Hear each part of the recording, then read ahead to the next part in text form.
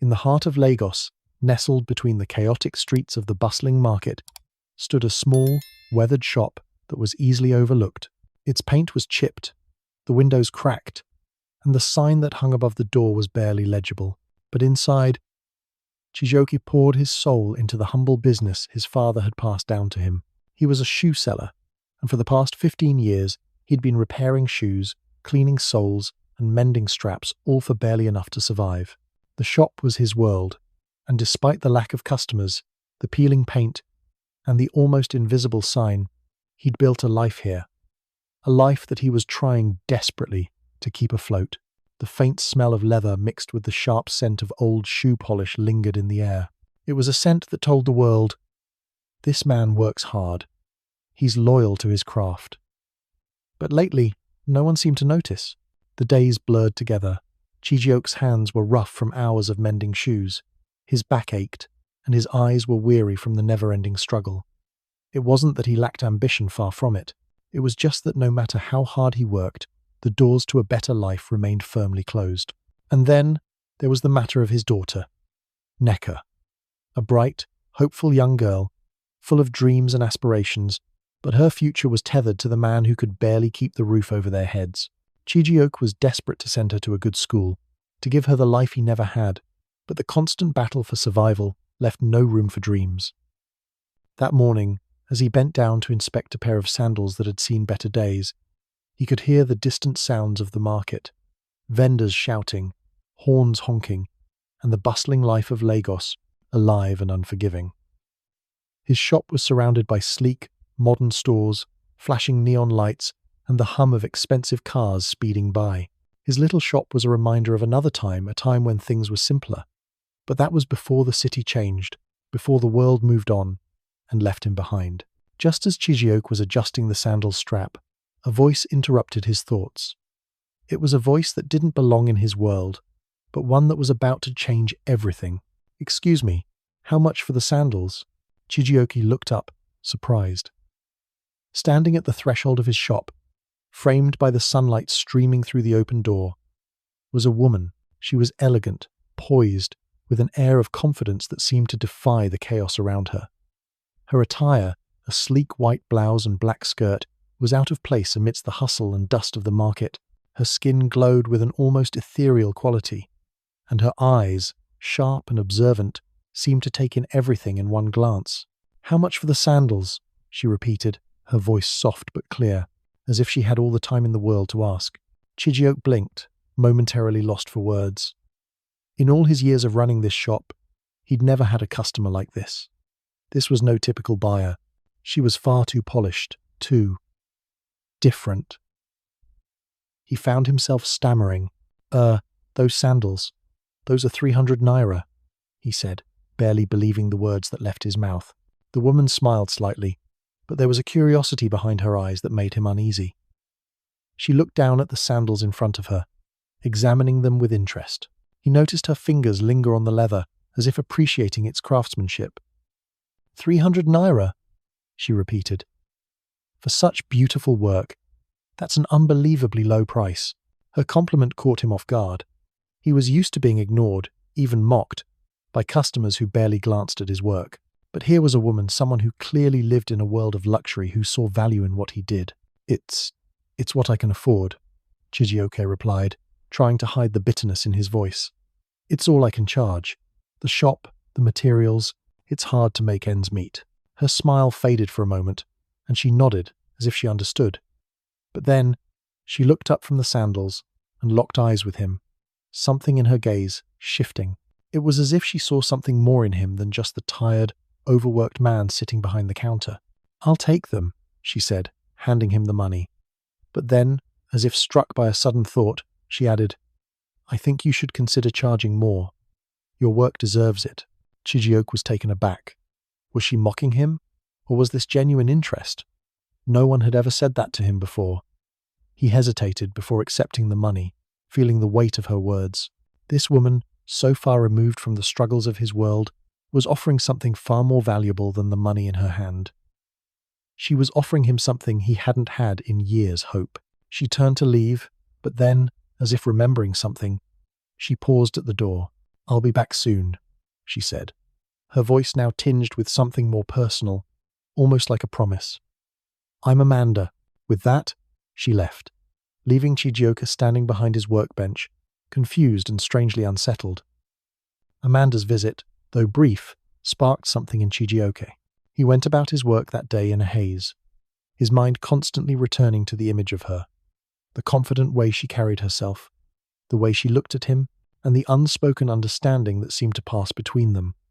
There was something different about Amanda, something he couldn't quite place, but it stirred something deep within him. He wondered if she had been sent to remind him that there was more to life than just survival. Days passed, but Amanda did not return. Chijioke found himself anxiously glancing at the door every time someone walked by. Could she be serious? Did she truly see something in him? Or had it just been a fleeting moment for her? His daughter, Neka, noticed his distracted mood. "Papa, are you okay?"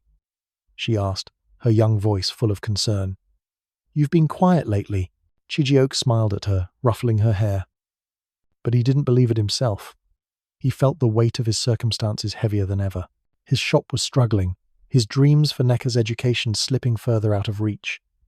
And yet, here was this woman, a stranger who had walked into his life, telling him he deserved more. It was a thought he couldn't shake. 3 days later, just as Chijioke was preparing to close his shop for the day, Amanda walked in again. This time, she was carrying a large bag in her hands. She smiled at him, but this time there was a different energy in her step, a purposeful confidence. "I couldn't stop thinking about our conversation," she said, her voice smooth as silk. Chijioke felt a flutter of hope rise in his chest. Was she offering him more business?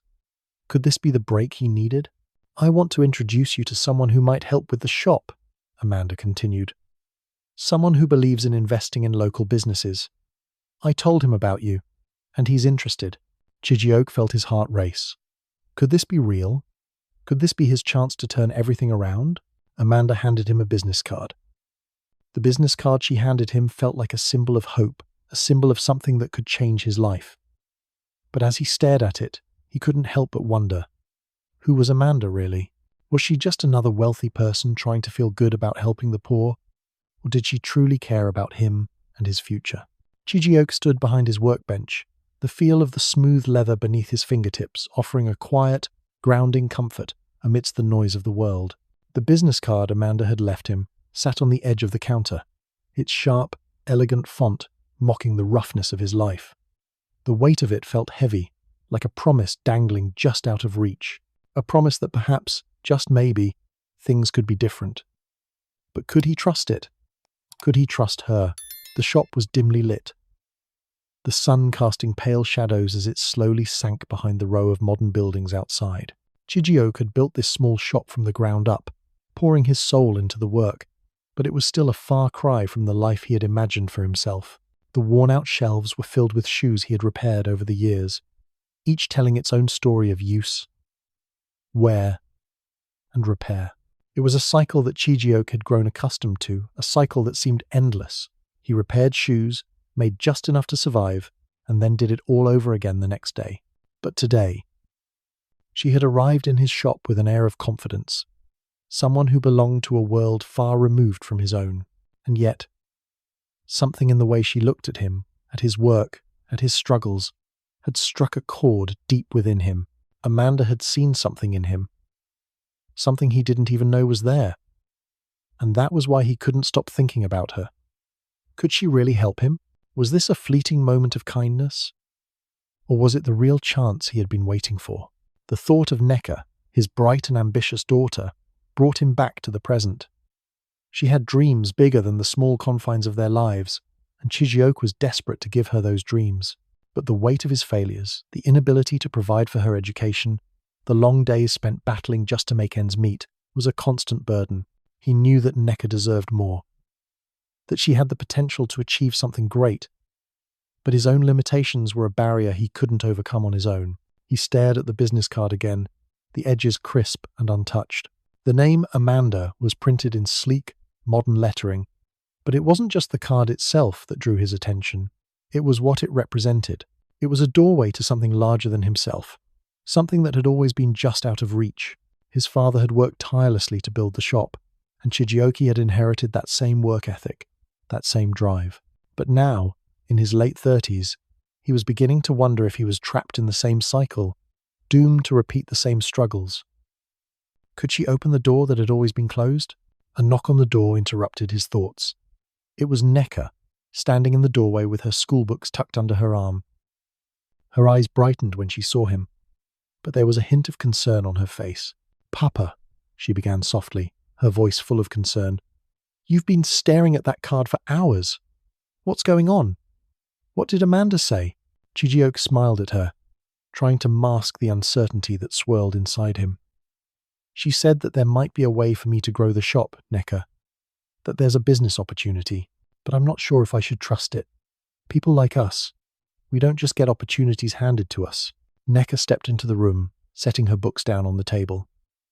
She sat beside him, her eyes fixed on his. "Papa, you've always told me that if you keep working hard, the right opportunity will come. Maybe this is it. Maybe this is the chance you've been waiting for." Her belief in him was unwavering, and for a moment, Chijioke felt a spark of hope that had long been dimmed. She was right. He had spent so many years doubting himself, doubting whether he was good enough for anything beyond this small shop. But Neka had always believed in him, and perhaps, for once, he needed to believe in himself too. "I'm going to go, Neka," he said, his voice quieter now, filled with resolve. "I'll meet the person Amanda wants me to meet, but I'm doing this on my terms. I won't forget who I am, and I won't forget where I come from."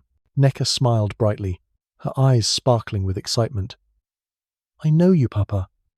I know you'll make it." The meeting took place 2 days later, in a towering, sleek building that looked like it belonged to a different world. Chijioke had never set foot in a place like this. The polished floors gleamed beneath his feet. Around the air was thick with the scent of freshly brewed coffee and expensive cologne.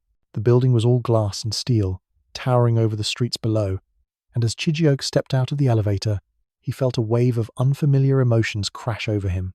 The entire place seemed foreign, distant. How could he possibly belong here? The receptionist greeted him with a smile that didn't reach her eyes, and she pointed him toward a hallway that led to an office at the end. When Chijioke entered, he was greeted by the man behind the desk, a man in his early 40s, dressed in a sharp, tailored suit. He stood as Chijioke entered, his handshake firm but not overly forceful. "You must be Chijioke," the man said with a pleasant smile. Chijioke hesitated for a moment, unsure of how to respond. He wasn't used to being the center of attention like this. People like him didn't belong in these spaces. Olumide's warmth was disarming, and Chijioke found himself sitting down, trying to calm his nerves. "Please, make yourself comfortable," Mr. Olumide continued. "Amanda has spoken highly of you and your work. I believe there's potential here, Chijioke. Potential that can be realized if we work together." Chijioke's heart skipped a beat. He had been waiting for this moment his entire life, but now that it was here, he felt unsure. Could he really trust this man? Could he trust Amanda? Mr. Olumide leaned forward, his voice steady. "With your skills and dedication, we could help you grow your business, expand your reach, and even get access to new markets. You'll have the chance to build something bigger, something that could change your life and your daughter's life." The words hung in the air, and for a moment, Chijioke was speechless. He had spent so many years just getting by, never daring to imagine something beyond his small shop. "Tell me more," he said, his voice low but steady. His hands were trembling slightly, but he didn't show it. Mr. Olumide leaned back in his chair, his fingers steepled in front of him. "It's not just about selling shoes, Chijioke. It's about vision." Chijioke nodded slowly, taking in the words. He had to admit that he was intrigued, but the fear in his chest still lingered. What was the catch? What was Amanda's role in all of this? "I'm offering you a partnership, Chijioke," Mr. Olumide continued. "We'll provide the financial support, the guidance, and the expertise to help you grow." Chijioke thought for a moment, his mind racing. This was it. This could be the opportunity he had dreamed of. He could finally give Neka the future she deserved. But it wasn't just about the money, it was about trust. "I need time to think," Chijioke said finally. "This is a big decision. Mr. Olumide smiled warmly. Of course. Take all the time you need. But remember, opportunities like this don't come around often. That night, as Chijioke walked back through the streets of Lagos, his mind was consumed with thoughts of the meeting. Amanda had promised him this chance, but he didn't know if he could truly trust her. She had seen something in him, something worth investing in. But was it just a fleeting moment of kindness? Or was there something more behind her actions? When he arrived home, Neka was sitting at the table, her face lit by the soft glow of the lamp. She looked up as he entered, and her eyes lit up at the sight of him. "Papa!" she exclaimed, rushing over to him. "How did it go? What did they say?" Chijioke smiled, pulling her into a hug. "They're going to help, Neka. We're going to make it." Her eyes widened, and for a moment it felt like the whole world shifted. But even as hope began to take root in his heart, there was still a question that lingered in the back of his mind. Or was he walking into something he wouldn't be able to escape? As Chijioke stepped into a new world full of possibilities, he couldn't help but wonder. Was this the opportunity he'd been waiting for? Or was it just another test of trust? Could he hold on to who he was? Or would everything he had worked for crumble beneath the weight of ambition? The sun barely peeked over the horizon as Chijioke sat alone in his shop, a soft silence enveloping him, and dust hung in the air as he stared at the worn wooden counter. The once bustling market street outside was now quiet, but the noise inside his head was deafening. The business card from Amanda, the promise of a brighter future, the whirlwind of changes, all seemed like a distant memory now, replaced with a bitter taste in his mouth. He had trusted them, and yet here he was, trapped. Chijioke had always believed that hard work would eventually pay off. He had inherited that belief from his father, who had started this business from nothing and had passed down not only the shop, but the values of resilience and grit. But now, with the heavy weight of his decisions pressing on him, those values felt like hollow echoes. His father's lessons had been based on a simple truth, that good things come to those who work hard. But the truth Chijioke faced now was that sometimes, even when you work hard, you lose everything you care about. The deal he had signed with Amanda and Mr. Olumide had seemed like a lifeline. He had finally agreed to the terms, convinced that the opportunity would change his life. Amanda had painted a picture of success, an expanded business, financial stability, and the chance to give Neka, his daughter, a future he had only dreamed of. But now, it felt like the rug had been pulled from under him. The shop that had once been his sanctuary, his father's legacy, now felt like a prison. And Amanda, the woman who had promised him so much, was standing at the very heart of his disillusionment. It had been 2 weeks since Chijioke had signed the deal with Amanda and Mr. Olumide. In those 2 weeks, the shop had undergone a transformation. The renovations were underway, fresh paint, modern signage, new shelving, even a counter that gleamed under the fluorescent lights. The renovations were supposed to be a symbol of progress, a sign that things were moving in the right direction. But to Chijioke, they felt like a mockery of the life he had known. His world, the world he had spent years building, was slipping through his fingers. The shop, the tools, the old wooden counter that had belonged to his father. It all seemed so small now, dwarfed by the sleek, modern spaces being designed for his business. He had always prided himself on the craftsmanship that went into each shoe he repaired, the love and attention to detail that went into every pair. But now, in this new world he had entered, it felt like that care didn't matter. The numbers mattered. The projections mattered. And Chijioke? He was just another cog in the machine. He looked at the wall where the new signage was being installed. The name of the business, his business, was now framed in bright, shiny letters. It seemed so out of place. The old name, the one his father had given it, had been replaced by something corporate, something that sounded good on a marketing brochure but didn't carry the same weight of history. "Are you all right, Papa?" Neka's voice interrupted his thoughts, and he turned to see her standing at the door of the shop, her school bag slung over her shoulder. Chijioke tried to smile, but it felt forced. "I'm fine, Neka, just tired." She stepped inside, her eyes scanning the newly renovated shop. "It looks different," she said, her voice quiet. "It looks nice." Chijioke nodded, but the words felt hollow. Neka's eyes softened. She had been so excited about the renovations at first, so hopeful that things were about to change. She didn't understand the complexity of the situation, but she could see the sadness in her father's eyes. "Papa," she said, walking toward him, "you're still here. You're still doing what you love. You're still making things. That's what matters." Chijioke smiled at her, his heart aching. "I hope so, Neka. I hope you're right." The next day, Chijioke made his way to Amanda's office. His steps were heavy, his thoughts racing. He had tried to let the situation unfold on its own, but the feeling of betrayal gnawed at him. The promise that had once seemed so genuine now felt empty. He needed answers. He needed to know where this deal was headed, and he needed to hear it from Amanda herself. He had called her earlier in the day, but she hadn't answered. He had left a message, asking for a meeting, and now, here he was, standing in the lobby of a building that felt like it was built for people who didn't need to worry about things like money or trust. People like Amanda, people like Mr. Olumide, who played the game of business with ease, while others struggled to stay afloat. When the elevator doors opened, Chijioke stepped out into the sleek, minimalist office space. The receptionist greeted him with a practiced smile, and he made his way to Amanda's office without hesitation. He didn't bother with pleasantries when she greeted him at the door he walked in, his expression firm. "Amanda, we need to talk," he said, his voice low but filled with resolve. Amanda raised an eyebrow, clearly surprised by his directness. "Of course. Please, have a seat."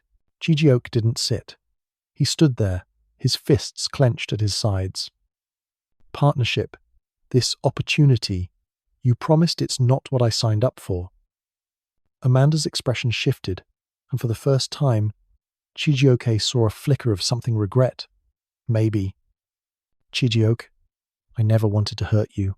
You have to understand. This wasn't just about helping you. This was about growth, about potential." "Growth?" Chijioke scoffed. "I didn't ask for growth, Amanda. I asked for a chance, a real chance. But you've taken that away from me.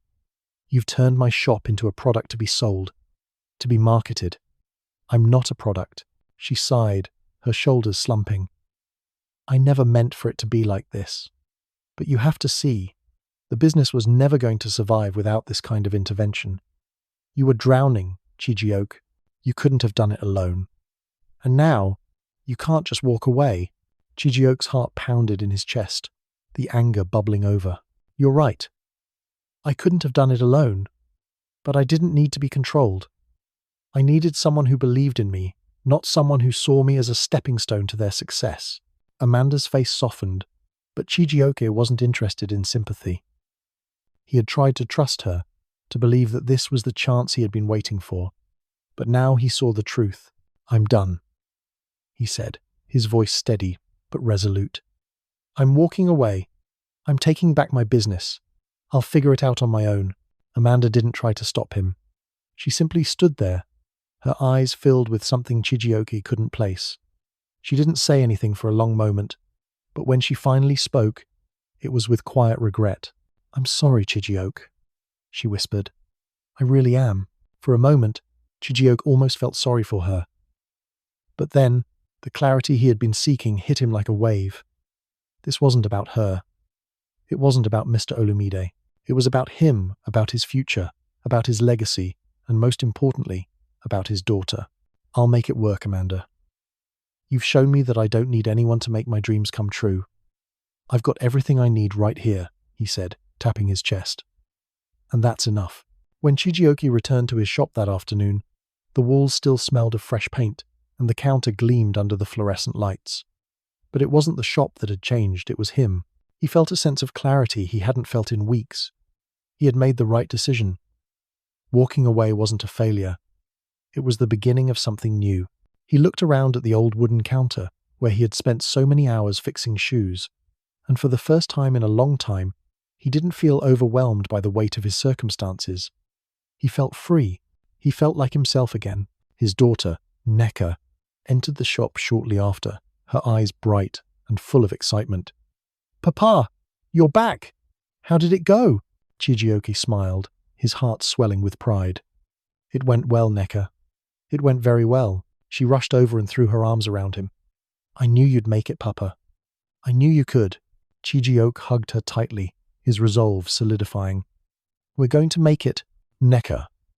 Together, days passed, and though the road ahead was uncertain, Chiji-oak felt more at peace with his decision than ever before. He wasn't going to let anyone else dictate his future. The business would grow in its own time, but it would be on his terms, terms that didn't involve sacrificing his integrity. And so, he began again. He worked longer hours, focused on his craft, and slowly, the customers returned. They came for the quality of the work, for the genuine care that went into every shoe. Word spread, and soon his small shop was bustling once again. The old rhythms of his father's legacy were in motion once more. This time, though, they had a new purpose, his purpose. Chiji-oak had reclaimed what was rightfully his, and in doing so, he had found a new strength. The world had tried to take everything from him, but in the end, it had given him something far more valuable: his own dignity. As he looked at Necker, sitting at the counter with her schoolbooks open, Chiji-oak knew that no matter what the future held, they would face it together.